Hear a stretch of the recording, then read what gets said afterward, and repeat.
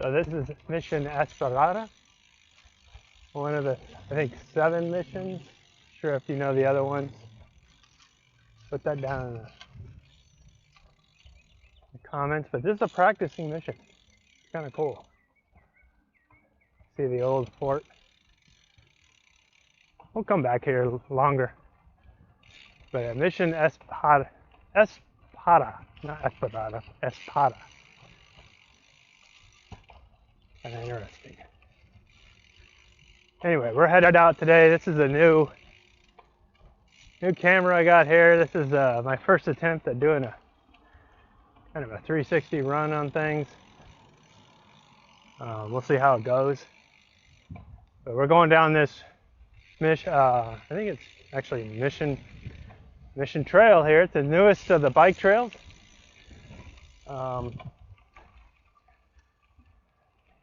Yeah, let's go see what we got. It's not bad weather today. Finally got some sun. It's been raining here in Texas, as you may have known.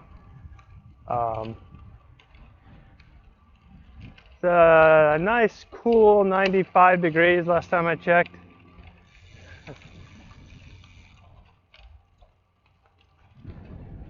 Kind of interesting. We're gonna catch the trail here.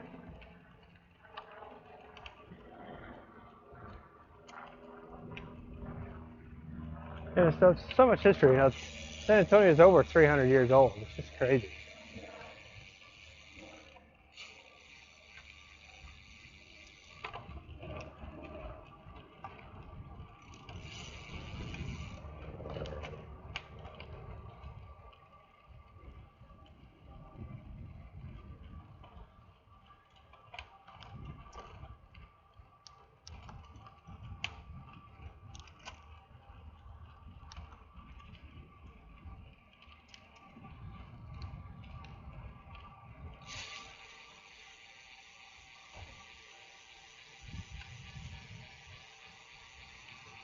So we're headed down here, down to the river.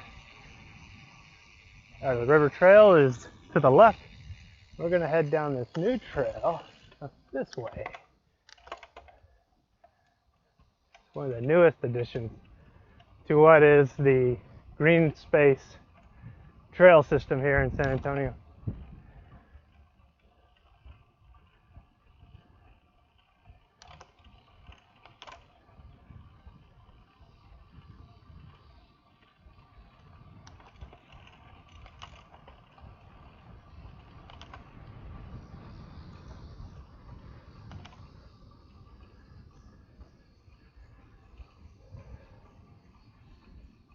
It's a little warm today. Got like a nice oven feeling. The humidity's down, so that's nice. It's been very humid with all these rains. You know, where even 85 degrees feels unbearable.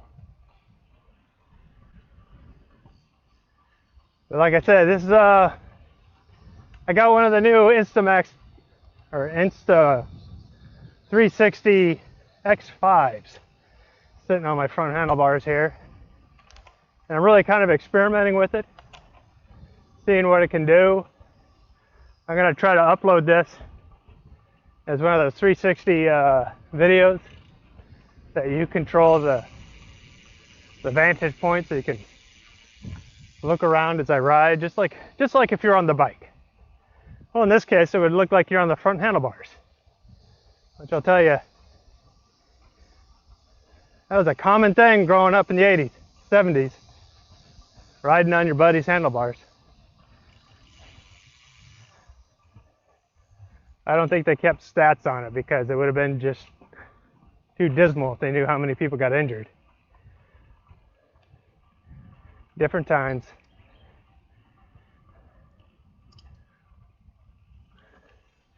So a lot of people think Texas, they think desert. This is clearly a whole nother experience for what people expect when they come down here in San Antonio. It's much greener than people realize. And don't get me wrong, it'll dry out, especially in August. Everything kind of goes dormant like it's winter. until this September rains come back. This has been a weird year. Rains stayed longer. We're still in a drought. We didn't get a good spring season for rains, but we're definitely got a lot of rain in July. It's really kind of bizarre. Not that I'm complaining. Could use the rain. Prayers go out, of course, to the families that suffered up in the hill country. That was a horrible thing. Unbelievable. Still suffering up there. Still digging out.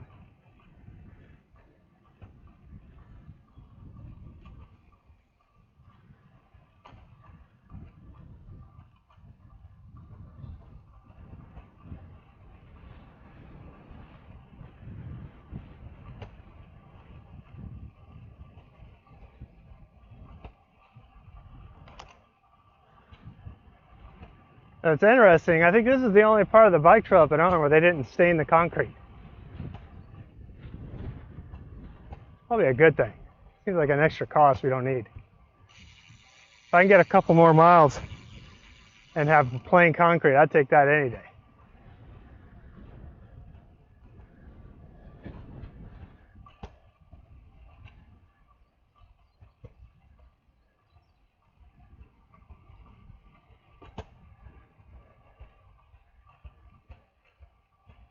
Lots of mesquite down here.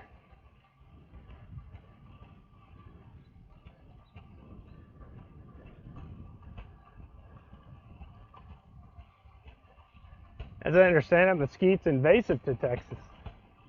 Brought up by the cattle drives from Mexico.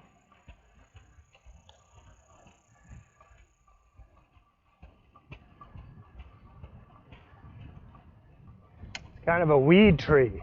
Really good for smoking meats, no doubt, but it sucks up all the water. Takes over an area.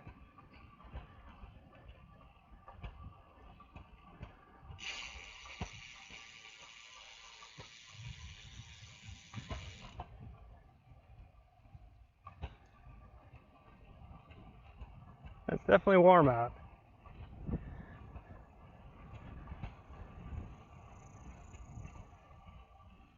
Some people wonder, what are you doing out riding at this time? I'll tell you, even in the morning, it's hot. I think the difference is, though, in the morning, it gets real humid overnight. And so it'd be warm or borderline hot and humid. For a guy that grew up in the deserts of Phoenix, I'd rather take hot and dry any day.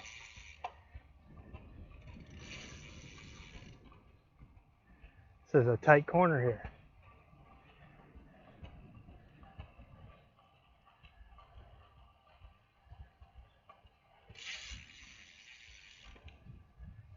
But yeah, what are you doing out here?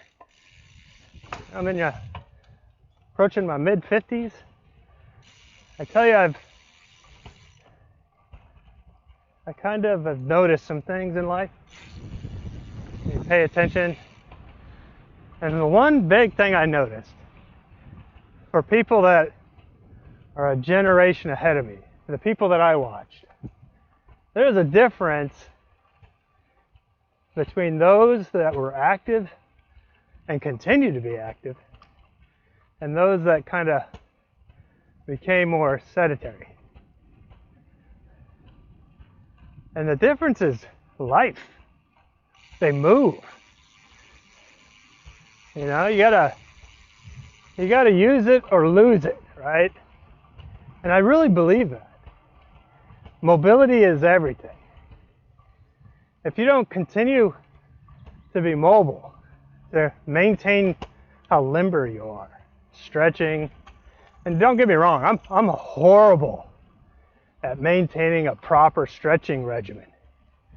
Yeah, I'm big time guilty. I wish I'd have the personal strength to do more of that. But I see it in my peers. I see it in my elders. There's people like Joe Rogan, a great example. John Kennedy. You know, these guys, or I'm sorry, not John Kennedy, Robert Kennedy. You know, these guys are phenomenal shape for their age. Yeah, Joe's not that much older than I am, but I mean, he's a hell of a lot better shape than I am. But you kind of distill down, what are they doing different? And it comes to activity. You know, you go extreme like Joe does, do all the MMA stuff, sure. Or you can just maintain a level of activity. It absolutely alarms me these days how many young men are taking testosterone and ED meds like in their 30s. Oh, you know, and you're like, what is happening? And the only thing I can think of, the only thing that's really changed is activity. You know, the body responds to the demands that are put on it. And if you're not out there mimicking our ancestors and the hunting, gathering role, exploration role, building, picking up things, putting them down, you don't need testosterone. So why would the body bother producing it? You know, coming up on a lake here, retaining pond, really. So it's just weird to me. The answer is not taking a hormone. The answer is proper fitness and proper nutrition. And I'll tell you, I learned that lesson late too. I actually started, you know, after I left the military, I was really good for about 5 years taking care of myself after the military. And I just started letting it slide. And after 2020, that dreadful year, it really slid. Had a lot of work stress going on. I wasn't eating right. And then like 2 years ago, just over 2 years ago, I stepped on the scales and tipped it over at 250 pounds. And you want to talk about a wake-up call. I was like, good Lord, who are you? I made a decision right there. As soon as I saw that scale tip, that was it for me. That was the catalyst. 250, I was like, no way. That's crazy. I'm 6'1", 250 pounds, and it's not the right kind of pounds. You know, so I made a commitment, made it with my wife, and we changed the eating habits and mentality. That's the big one. We changed our mentality. And we started looking at food not as a pleasure, but as a necessity, and that we needed to eat the right foods in the right quantities. We listened to great advisors, both in the medicine field and people like Rob Kennedy. And we learned, you know, you start thinking back when you've been on this planet for over 50 years, and you start to see that. I was looking back, I'm gonna split a little bit. I was looking back at some old photos of me as a kid, and then I saw a guy, Chris, I'm not gonna give his full name because Chris is a great dude, but at the time, Chris was the fat kid. You know, all friend groups have it, right? Fat kid. But as I look back at these photos, he wasn't fat by today's standards at all. He was actually slim compared to today's kids and today's adults, really. And I thought, what happened to society? What changed? And I kind of, you know, I'm not a scientist, I'm not a dietitian, but I kind of have to agree with the logic of Robert Kennedy and others that say it's our food source. You know, the seed-based oils that we're eating. I remember in the 90s, they told us to stop eating fats. They said sugars are fine. In fact, this high fructose corn syrup's the best stuff ever. Start eating all this stuff. And then there's a direct correlation. And yeah, sure, I understand correlation isn't causation, but there's a pretty strong correlation between the emergence of all these what were once rare diseases, diabetes, autism, ADHD, obesity, just exploded. And so the wife and I, we made a decision. You know, we're going to try to limit our carbs, absolutely.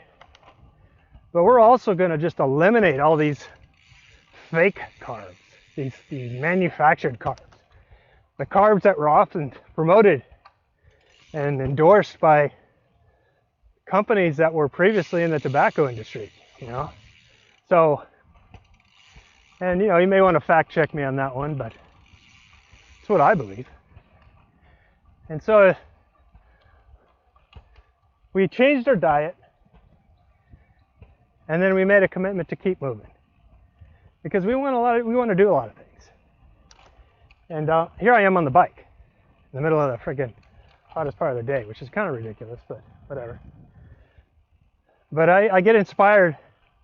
There's a gentleman here in San Antonio, he's like nationally ranked, and he's in his 80s. He's riding like 100 miles a day, you know? So, yeah, I guess my lesson is if you want to continue in life and have an enjoyable life, you know, you're in your 20s now, your 30s now, whatever. But it doesn't matter when you start, 40s or 50s, get up off your butt, start lifting things and putting them down. Do it slow, do it small, but do it consistently. And change your mentality that you're not going to settle for a frickin' little cart that's going to drive you around Walmart while you spill over the sides. You're going to live an active life, and you're going to keep moving. Because I'll tell you, I don't want to die in my bed. I want to die doing something. And I hope you do too. Let's check back in where we are. We're kind of 20 minutes into the ride now.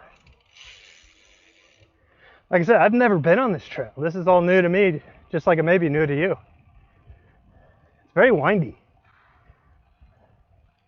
Talk about keeping your head on a swivel. You really gotta watch yourself around some of these curves.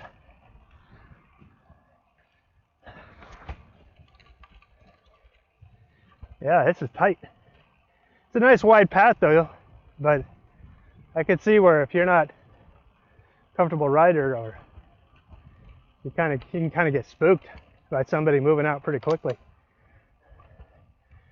But luckily they've kept the side of the trail pretty cleared too, so overall a pretty nice place to ride. And it's hard to believe this is just south of the Toyota plant and 410. You know, just over there you're in the heart of the city. And you got things like this pond over here. And there's the freeway. So, I don't know if you can hear it.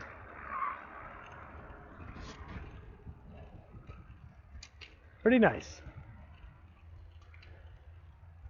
Yeah, here. This is where we're going to stop today. The trail kind of goes on further, but you got to cross the freeway, and then it dives down in over the freeway over to the Toyota plant. So this is Route 281. And you can see this is all brand new, pretty nice. Dog friendly, they got a dog washing dish down there, bicycle station. And then over here, you can see we got I don't know, another mile down to the end of this. But you know, because of the heat, I think I'm going to turn around at this point and go back. You know, being out here alone in this heat, you don't want to risk that kind of stuff. Keep moving, but don't put yourself in danger, right? All right, let's head back. Going downhill now too, so I should be putting up some Olympic time records. Or I don't have to pedal.